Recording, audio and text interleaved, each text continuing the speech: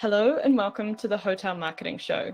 In this podcast, we're going to talk about all things hotel marketing. We're going to talk about things that are happening in the industry, insights, things that all hotel marketers or anybody that has an interest in hotel marketing wants to know about. My name is Victoria. And I'm Nadine. And we're the hosts of the Hotel Marketing Show. To kick off the podcast today, in this episode, we're going to be talking with Tobias, Chief Commercial Officer at Big Mama Hotels, and Sonja, Brand Strategist and co-founder of Studio Formfrage, about the huge topic of rebranding and how to approach this as an already established hotel. Super excited for this episode. It's going to be a good one. So to get things started, thank you so much for joining us today, Tobias and Sonja. Can you give us a little bit of an introduction to who you are, maybe a little bit about some of your hobbies, or share a bit about your background too? I'm super excited to be here. I'm pretty nervous because I'm not that used to talk English anymore. So yeah, excuse my bad English, but let's see how this goes today here. Normally I'm pretty talkative, but yeah, let's see how this ends. Yeah, I'm Sonja and I'm Tobias' sidekick for today. So to say, I'm 38 years old. I live close to Cologne. And yeah, I have 15 years of experience in marketing and communication related stuff, but I'm kind of a newbie to the hotel industry. So yeah, that's my background. Very nice, very nice. And Tobias? Hi, and first of all, thank you so much for having us. This is awesome. And it's not true what Sonja said. She's not the sidekick. She's the main character. Without her, this wouldn't have been possible. So yeah, that had to be said. Yeah. What about me? I joined Big Mama Hotels about 8 months ago. Before that, I worked at Ruby Hotels and for about 7 years and went through different roles, different things there, learned a lot about how to build a company, how to scale a company. And this is actually what I'm trying to do also now for Big Mama Hotels together with David, Hannes and the whole team. And yeah, what else is there to say? I have a family with 2 kids, 2 girls. They're wonderful, crazy, and yeah, they're basically keeping me up and running around. And yeah, that's there's not much more. I missed that one. I'm kind of a bad mother, I guess. I have a son too. I have a wonderful husband too. I do have a wife. Hi, Katrin. Perfect. And another question, so we get a little bit more of a vibe about your hobbies and your free time. So if it's not with the kids, what is one hobby that maybe you took up recently or have been doing for a while and want to keep doing? Yeah. What do you do in your free time? Maybe it's kind of boring or very predictable, as it was a hype in, I guess, 2020. But I started hula hooping. And, wow. yeah, I had this hoop for, I guess, 3 or 4 years, but didn't manage to keep it up. And well, I'm not so patient to practice, but we were in isolation a few months ago. So I had a lot of time and now I can hula hoop. What's really great. And yeah, maybe that's some kind of benefit of the pandemic, to learn something new. And my son learned to ride a bike in the first lockdown. And I learned to hula hoop in the first isolation we had. So maybe that's a family memory. I don't know. I totally thought that you were going to say running. And then when you said hula hooping, I was honestly like so surprised. Yeah, we didn't have hula hooping before. No, that's a really new one. That's really awesome. Would you be surprised if this would be the same hobby I have? No, it's not. I don't know. I should try it maybe sometime. No, I started stand-up paddling last year or 2 years ago sometime during Corona, and to get away a little bit, to have some few minutes for myself and to just work out at the same time, to relax. And the other hobby is to get my hands dirty in the garden, besides sitting at the desk all day and just thinking. This really keeps me grounded in really grounded. You will literally grounded. Thanks. Yeah, exactly. And that's also a nice way to just do things with your hands. Yeah, that's awesome. Is it like an ornamental garden, or like vegetables, or like what have you got going in the garden at the moment? Well, we moved to Leipzig 2 years ago, and basically that's the foundation for everything. We just recently built something for the vegetables where we now have tomatoes in there and try to keep them alive somehow, and maybe even eat at some point from them. It's really nice. Yeah, perfect time of year to be into gardening as well now. It's like this is when all the exciting stuff starts happening anyway. Yeah, absolutely. Awesome. And Sonja, I don't know if you have an answer for this one. This is hotel industry related, but like we'd love to hear what you have to say anyway. But the question for you guys is, what's something that you want to see in the hotel industry in 2022? Yeah, I'm kind of biased, I guess, because I always look at the hotel industry from a guest perspective and also from the branding kind of view. But I would love to see more or less looking left or right and more looking inside. So I would love the hotel industry to uncover the culture they already have and to find a way to be more individual or show more personality, I guess. Because I always wonder, when I check into a hotel, I always wonder about the person behind the desk. So who is he or she, and what kind of hobbies she might have or something like that, because they're always wearing a uniform and they're not showing their true personality, I guess. So, and that is something I would love to see more. Nice. You said at the start that you're like biased, like coming from a guest point of view, but I think that's always like for everybody so important is to know what are the guests actually care about and think about anyway. So I think that's awesome. That's a really great perspective to share. Absolutely, yeah. And for me, especially when I have my commercial glasses on, there should be higher rates. Sorry, guys, please raise your rates. You're worth it. Know your worth, and That's actually something, because I really hope also that our industry gets out of its cocoon and really is proud and to be working again and finally having guests in the house again, but also to consider that now everything is more costly and this should be reflected on the rates as well. And it's such a pity that some people or some brands don't really know their own worth or just try to I don't know why, but they have too low of rates. Do you think it has something to do with that they're scared about, or them not scared, maybe it's the wrong word, but the priorities being, okay, let's fill up the hotel rather than having higher rates and less occupancy? Yeah, I can imagine there are very different reasons for the different brands. I think some do this on purpose to get rid of the competition. They have enough funding available to say, okay, we can afford to sell rates for 40, 50 euro or something, and we will not die. But if the competition does not follow, we will all have all the guests. So it's kind of this cutthroat approach, and others might be forced to this due to the other brands, and they don't really know their worth. And maybe, and that's where it comes close to what Sonja also said, they don't really know who they are. And if you don't know who you are, how can you communicate this to others and can really step in for the rate you're offering and having reasons available to communicate why you're selling on this different and maybe even higher rate. Well, let's see. Hopefully 2022 will bring more of what you both wish for, more personality and higher rates. Also, huge congratulations on the launch. I also saw yesterday you're opening the third hotel now in Dortmund. So it sounds like a very, very exciting time for you guys at the moment, huh? Oh, yeah, definitely. Thank you so much for mentioning this. Yes, we signed Dortmund on Tuesday and this is crazy. And we're opening up in July. So in about 4 weeks. Oh, wow.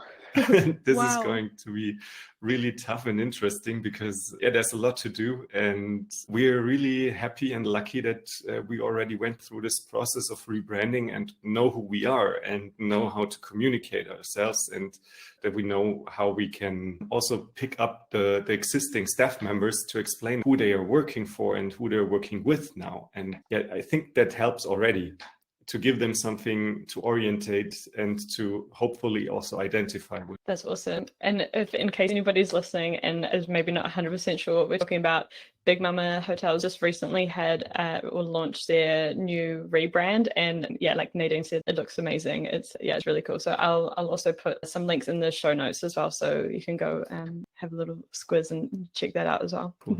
Thank you so much.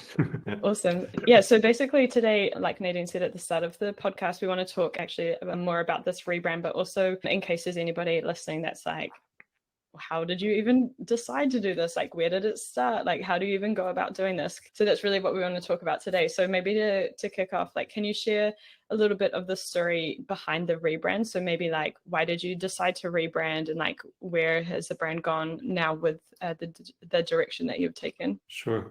Yeah, of course. So David, our CEO, asked me about a year ago or something if I know somebody who could scale Big Mama Hotels with him. And during that time, I was totally occupied with something different. I said, yeah, I'll think about who I know. And I do have some 2-3 cool, great minds who might fit for that. And at some point I realized, man, that could be me. So we got together, and since I moved to Leipzig anyways, we watched a lot of football and met for a beer here and there, and also talked about Big Mama Hotels and what could be the plan for the next years. And so, yeah, we decided to work together and make this bigger and make this an attractive brand that has more than 2 hotels or hostel in Germany, in the world. And our big goal actually is to have a hotel in London in 2030 to celebrate his 40th birthday. And it's what we're working towards. And step 1, next hotel in Dortmund, check. So it's now up to us to really kick this off in a way that it works, and to prove that we're not only here to talk, but to also do. And yeah, I think doing things is what we love to do, and creating experiences. And yeah, that's why we also said and analyzed, yeah, the existing brand was okay and it worked well for the last 8 years or 9 years. However, it doesn't really represent what Big Mama Hotels really consists of and the values we stand for. It doesn't communicate that to the outside. Yes, for us, everybody who's involved, it's totally clear. People who know us better, they know how lively we are, how happy the staff is, etc., and what kind of atmosphere in the hotels is. But this doesn't really, or it didn't really come across with the logos and the appearance, the brand appearance in the past. So we decided this has to change, and we have to analyze a little bit more. And that's actually where I approached Sonja at the hotel camp in November last year. And because I know she had a lot of experience with marketing, she was responsible for the brand strategy of one of the biggest German power supplier. And yeah, she's such a creative mind. So I thought I have to talk to her, and told her, yeah, we need a new logo. That's basically where it starts. And yeah, maybe Sonja, you want to say something about that as well?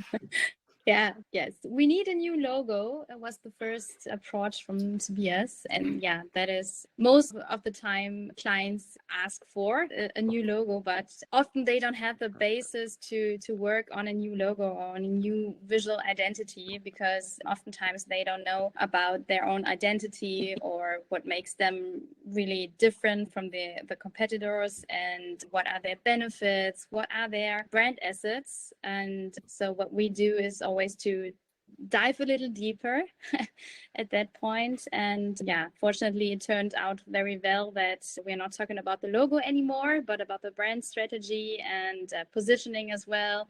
And yeah. So that was actually one of our questions as well, to say, how do you choose an agency partner? Where do you start? I know you mentioned now that you got talking at Hotel Camp. So I guess that was the first step in you choosing that would work well with Sonja.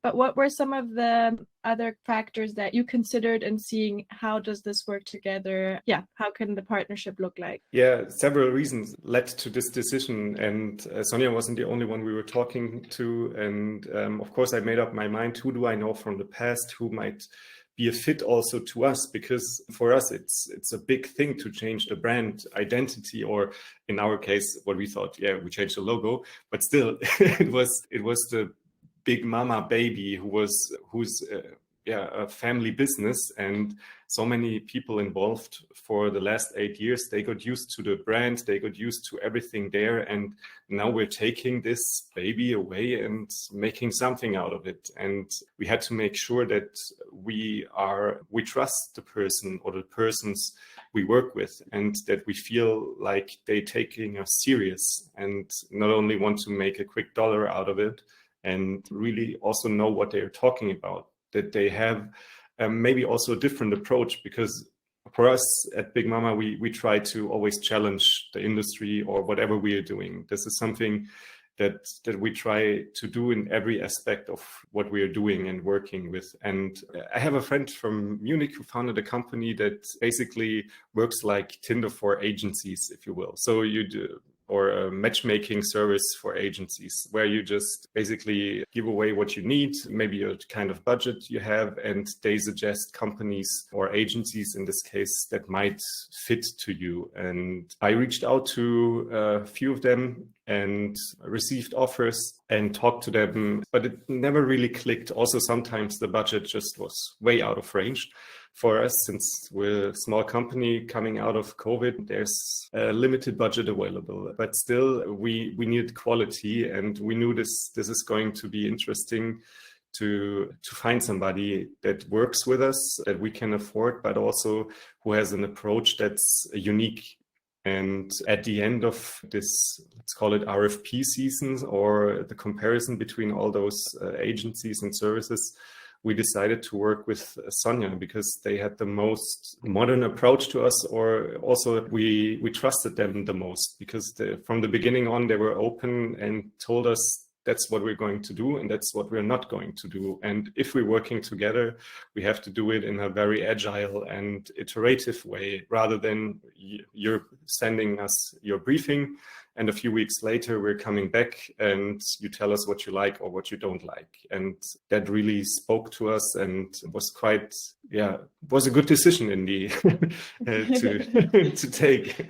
Awesome. And I like how you said that it started with this idea of like, we need a new logo, and then you kind of zoomed out a little bit more. And I think, like you said, looked at things like from the whole kind of brand identity. Can you share a bit more, maybe Sonja, could you share a bit more like what some of the key milestones are in a project like this, and the kind of timelines that you guys had for this as well? Yeah, so we did it in a more agile way. And the first impression someone has when you say the word agile, it's all about very chaotic and very flexible and not structured, but it's the complete opposite, because it's a very structured way and it's based on some rules that are very important. So it's about transparency and very early feedback. So you work in some kind of small loops, and you don't deliver some kind of ready-made solution, because the client is part of the solution. So Big Mama had to really work together with us and really spend a lot of time and very intensive time with us there in Leipzig, because we had our workspace at Big Mama in Leipzig.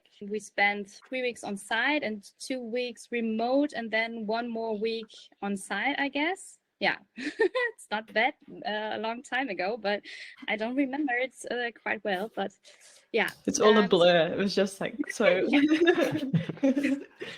So results, it feels like it was really fast for me. You know, the weeks we spent together went by so fast because we worked so much, and she really made us work, and she pinpointed out a lot of things that we just mentioned in a sentence here and there, but she really made us think about what we just said, and why is it that way, and what might be an easy thing for us to understand. It's not easy to understand for somebody in the outside, and she wanted us, and she did a great job there to really extract all those different aspects of the brand and things that we are about. Yeah, what I heard very, very often when I was at Big Mama was, well, that's the way we are. And I always try to figure out, okay, so let's talk about how you are and what makes you different and how you approach things. And yeah, what is the Big Mama feeling you try to incorporate in the visual identity and also in the brand strategy. But yeah, so we started with a deep dive really into the Big Mama culture and into the product as well. So we experienced Big Mama for ourselves. So we stayed there a few days, and I even brought my family with me. So that was really amazing. So we had a good time in Berlin and in Leipzig as well. And yeah, so we deep dived into the culture. We even spoke to David's mother, Clarissa Meyer, who founded Big Mama. She's the OG Big Mama, if you... Yeah, so we had a deep dive, and then we started to develop the design or the first impression or the first look and feel with the C-level together, and showed them every day our results. So we were all in one room and talking about design decisions. So they were part of it from the beginning. And I guess another huge milestone was in week 5 or 6, where we invited the whole team again to show them what we call the gallery walk. So we put together a little gallery of our first look and feel, or our visual perception of the Big Mama brand.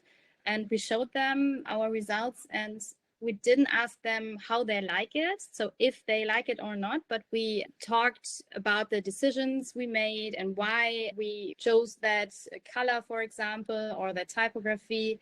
And yeah, we asked them if there's something we missed out, or if there's something we didn't have in mind. So it's because it's always hard to talk about design because it's very subjective. You like it or you don't like it. And yeah, but at the end of the day, the staff or the C-level is not the one who decides on good design or not, but it's the target group. Yeah, maybe we dive into the target group a little bit. Yeah.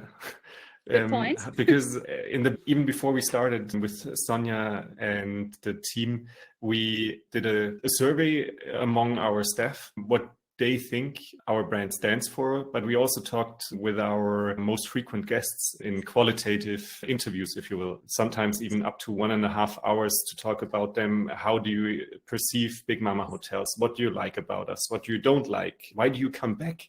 And what do you think Big Mama actually stands for? And we put all those findings together in some kind of word cloud and found out that we already had a big idea of who we are, or at least what our current guests experience us and our staff members experience us.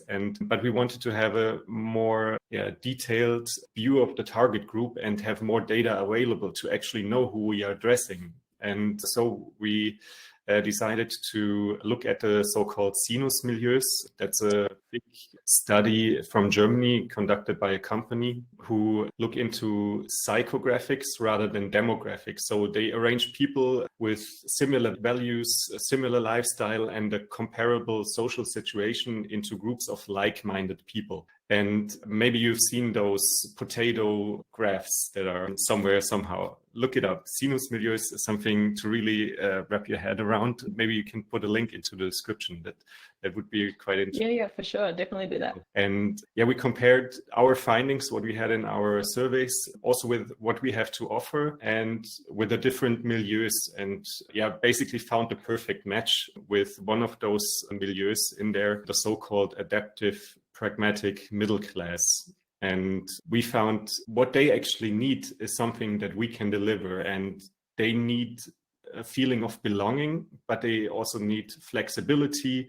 They want to be entertained, but all in all, all they use needs to be very useful. And we said, yeah, that's a perfect match. We are what they need. And lucky for us, that's actually also the fastest growing target group in Germany. So there are lots of people out there who are potential guests for us. In the target group that you also talked about now, I just actually looked it up. I can see what you mean with potato-like shaped graph. Is this also something with age range that you said, okay, this is the age range of our target group, or is that not a factor that was considered? The age means means nothing to us, to be very blunt, because we think you can be 25 and very conservative, or you can be 55 and very modern and very open to everything new. And age doesn't really play a role nowadays, at least for us. And that's what we meant with, we're rather looking into psychographics than demographics, because the 50-year-old male from Berlin earning this and that might not be the same one around the corner, and because they have different values and different backgrounds. And so we think this, and also because it has there's so much data available of those different milieus, where we learned how they communicate, how they share their information with each other, how do they learn about traveling, how do they travel. And this is something we always kept in front of us while we were discussing colors, while we were discussing how to arrange information, because yes, they want to be entertained, but at the same time, they want to feel secure of what they are actually purchasing. So we always had to find out, is it more of an information character that we want to communicate with this specific website maybe, or item that we hang out, or is it entertainment to make their stay worthwhile, and to just maybe while they're waiting for the elevator to come, have something to be occupied with. Yeah, I really like the concept that you mentioned about the psychographics versus demographics, because I think the traditional approach that we're all known is the saying, okay, my target group is, let's say, 24 to 34-year-old. But like you said, so many things actually changed, and it doesn't mean that your traveler can't be 50 or 60 who loves technology, and maybe a 23-year-old who doesn't love technology. So I think it's a very, very interesting way of looking at things and discovering as well who your target group is. Exactly. And if you look around how people travel, there's, I'd say, maybe a group of women in their 60s having enough time at their hands and trying to discover new cities. So they're maybe staying with us, and the next time they're coming to us with their grandchildren. And that's one of the things we want to give them, something to entertain themselves, but also to entertain their peers and to communicate where they were, that, they uplift themselves with staying with us in a way, because they communicate where they, hey, look guys, I'm in this funny hotel, and I don't know, this guy here just gave us a bottle of Prosecco for free, and we had the time of our life, and you should stay here because they also have dorms for backpackers and so on. And that works really well, I think, and is also the future. If you look into maybe how you guys travel, or if you have family, it might be the case that you, and Sonja is one of the best examples. She traveled with her family to us, but her family spent the day in the zoo and she worked with us. Or the one day you're staying with us because you have a business meeting, and the next day your family arrives because you want to experience the destination. So you need to be flexible. By the way, Tobias, a glass of gin would be more on brand than a bottle of Prosecco. But Totally right. Yeah, but I guess we'll try which one works best for this group of people. I was just raising my brand index finger. So yeah, That's awesome. She's really strict with us, but that's good. That's awesome. So the insights that you got about like your target guests, so you had that towards the start of this process. So when you started presenting some of the iterations of the brand to the team as well, like that's all incorporated in when you're presenting the brand to the team? We selected the target group even before we started. There was one important thing that we did in advance and had to help up all through this process. And during the time when we identified different values that we have, so in a very playful way, we tested out if this is actually true, what we found out in our survey, and if it's actually a match for our target group. Yeah. So when we were in the deep dive phase, we all came together and we worked with a so-called empathy map, which helps you to get a deeper sense of your target group. So we talked about what does the target group see or hear or think or say, or what are their pains and gains, And yeah, we had some parts of the staff joining us, and they told us about the frequently asked questions at the reception desk. And we also digged a little deeper into the ratings, into the words the target group uses when they talk about Big Mama hotels and they stay there, so that we get a better understanding of the target group. Yeah, that's awesome. I also love the idea of including everyone from the hotel, not just, let's say, C-level, but really also asking the receptionist and saying, what are the questions that you usually get day in and day out? Because everyone probably has such a different input to a day at Big Mama. So putting that all together is great. Yeah, absolutely. You're totally right, because what we hear from our team members might already be filtered in a way. And if there's somebody neutral coming in like Sonja, and they might be more open and they don't fear they're telling something they're not allowed to say or so. And we also took this approach because we think we needed an identification from the beginning on with the brand. And if we make them part of this process, it's their product as well, where everybody worked on it and they were part of how it developed. And now they can take it up as their own. And I guess it's easier to adopt something if you really worked on it rather than being pushed on you. Yeah, you feel like you're a part of it, like you almost have ownership over where it's going as well. And it's so important that they understand why it's time for rebranding.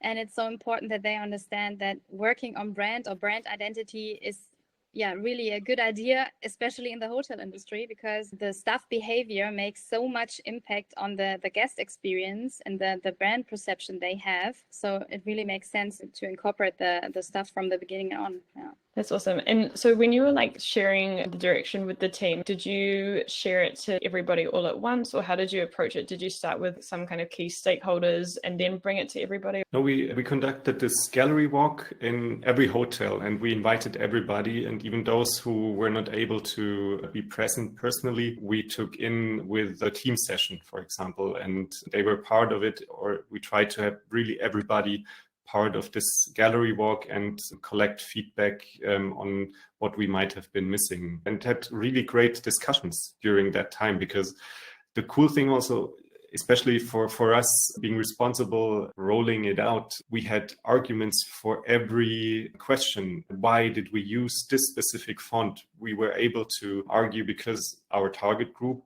does this and that, because they like this and that, and that's why we chose that. We knew more to say about something, versus because I also made the other experience when I send out a briefing and 6 weeks later I received a cool design and it was like, yeah, okay, that looks nice, let's bring it to everybody. And yeah, if you receive questions then you can't really answer, it's quite disturbing for everybody, I guess. So this way it made also myself really comfortable to talk about the brand. And this is, I'm eating, breathing, living this brand now and know everything about it. And most of the people that have been an active part of it as well. And we don't need to raise those brand ambassadors. They are already there because they were part of this brand creation process. That's so cool. And so like when you're able to share the whole story behind it, everything kind of makes sense to everybody else, or you can explain like the whole picture to everybody as well.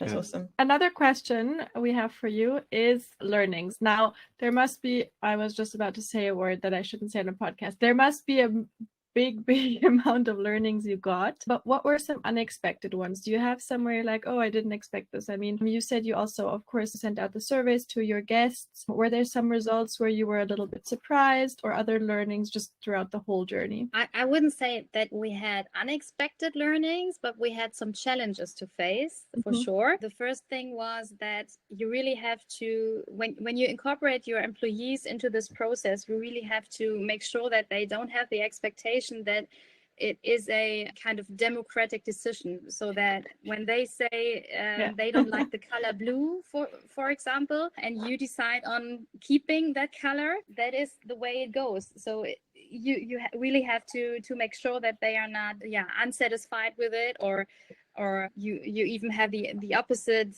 impact on your employees because you stick to your decision. So you have to really make this transparent at the beginning of the process. Yeah, like So we're we not had doing marketing by committee. Like this is yeah, it's not. yeah, exactly like this. Yeah, exactly. And that is one really important aspect. And also another one is that it's kind of change management. So a rebranding is always a change, and you really have to find a way to moderate this and to get along with all these feelings of fear of letting go, for example. So we have one employee that was missing the skyline in the old logo, and we really had to describe why we took the decision to get rid of the skyline, for example. And so you have to have a huge amount of time to do this change process. Yeah. And I think a very good quote to describe this process is that it takes a village to raise a child. For people who have children, they might know what this is about, because if you have just born something new, you need to keep it alive. It's not just there and just lying there. And the same applies to a brand. You need to take care of it. You need everybody's commitment to protect it, but also to develop it further. And that's one of the big challenges that we also seen, and what I honestly have been underestimating in terms of how many things there are in all those hotels that need to be changed. And this is something I cannot do by myself. I would go crazy because first of all, I don't know all those signs hanging around and all those things where everything is. And that's where I need the support of everybody in the team, housekeeping, front office, whoever.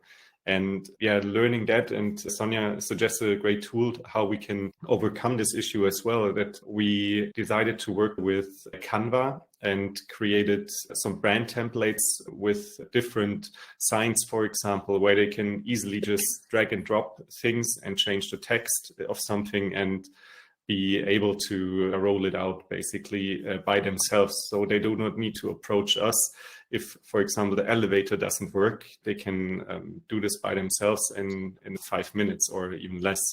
That's awesome. I just swear by Canva, and I think it makes it so easy as well, because if in case anybody's listening that hasn't used it before, you can even upload like your entire like brand kit, so all the colors are in there, all the logos are in there, so like if somebody's adding a heading, it's just straight away in the right font, in the right colors. So I think it's just like it's a marketer's dream, I think. Absolutely. Yeah. It's kind of Photoshop for dummies, and Sonja felt really comfortable giving it to me then, and so she yeah, you really have to say it's not a designer's dream. Yeah, of course, because yeah, I think they're going nuts when they see normal people using that stuff. But we managed a good way to upload some templates for Big Mama, just to frame it a little bit so that they can work with it. And they're still on brand, and everybody is happy with it. So there's maybe one more thing that was challenging. Mm-hmm. I'm sorry. No, as many as you can think of. Really important thing was really getting to know each other before the process started, because we really need a lot of trust before we work so close and before we have working so close on a design, for example, because it's quite challenging to be very transparent at the beginning of the process when you share your design idea, and you really have to have a good imagination on client side, of course. So yeah, this is one more important point maybe that was challenging, but we are social people at Big Mama. So I think it was easy for Sonja to get accommodated, and we even dragged her to her first Indian food experience. We're really proud of that. Oh yeah, that was also a learning then. Yeah, for me personally, it was a learning. Yeah. One last question for the both of you actually is: what are your main takeaways? Let's say top 3 takeaways that you could give to any hotelier who's actually listening to this episode and wants to maybe go into the direction of rebranding or is thinking about it. What are some main takeaways? For me, it's when you think of brand or branding, you always have some kind of limitation in mind, I guess. So we all learned that you have a good idea, and then you first have to rearrange it with brand or with marketing, and you have to get the approval of them. So we learned that branding is some kind of a limitation, but actually it's really a great enabler for everything. it's so good to incorporate your employees in this process so that you really have them on the same page, and you have huge potential to get them really identified with your vision and with your assets and with your brand core. And so for me, it's really, please invest in this kind of new culture, new brand culture, so to say.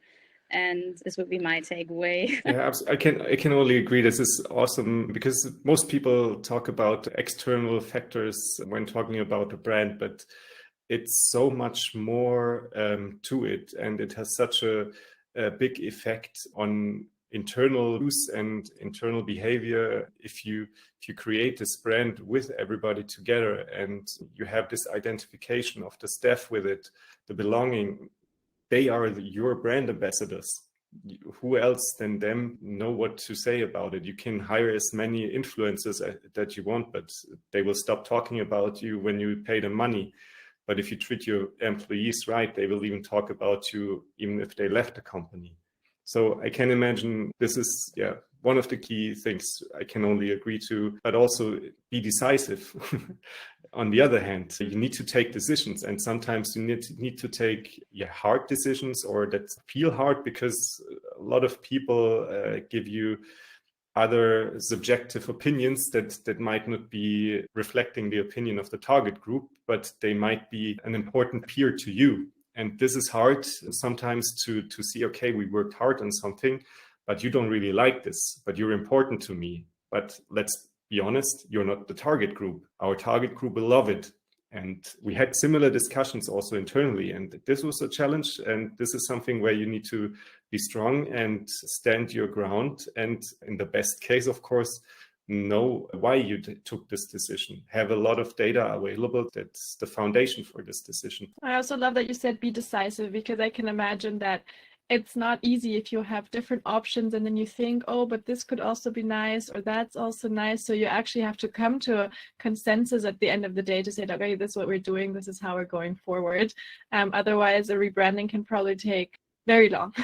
Yeah, how long is a piece of string almost? Absolutely. Yeah, well, thank you guys so much for joining us today and sharing what the experience of the process was like and your learnings. We had a super fun time. I'm just speaking on behalf of Nadine now. Nadine had a great time. No, I had a really fun time. And Nadine had a great time. Yeah, us as well, I guess. Well, I had a good time. Sonja, how about you? That was so much out of comfort zone. I don't know whether I had a good time or not. No, you did amazing. You did amazing. But for those of you listening at home, thank you so much for listening today. Please share your thoughts with us if there's anything you think we've missed, or if you have any questions about any of the topics that we've covered today, please get in touch with us at welcome@hotelchamp.com, and make sure to follow Hotel Champ on all of your favorite social media channels. Stay tuned for more episodes in the future. Take care of yourself. Have a great day, and bye-bye. Bye-bye. Bye-bye.